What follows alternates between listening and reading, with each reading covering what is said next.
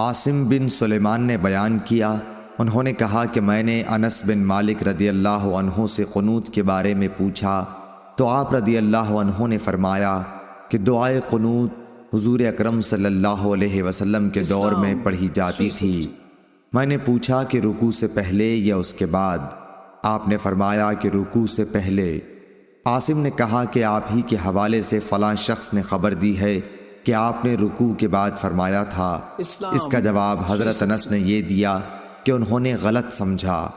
رسول اللہ صلی اللہ علیہ وسلم نے رکوع کے بعد صرف 1 مہینہ دعائے قنوت پڑھی تھی۔ ہوا یہ تھا کہ آپ صلی اللہ علیہ وسلم نے صحابہ رضی اللہ عنہم میں سے 70 قاریوں کے قریب مشرکوں کی ایک قوم بنی عامر کی طرف سے ان کو تعلیم دینے کے لیے بھیجے تھے۔ یہ لوگ ان کے سوا تھے جن پر آپ نے بد دعا کی تھی۔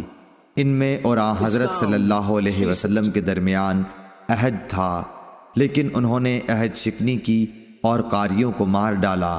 تو حضرت صلی اللہ علیہ وسلم 1 مہینے تک رکوع کے بعد قنوت پڑھتے رہے، ان پر بد دعا کرتے رہے۔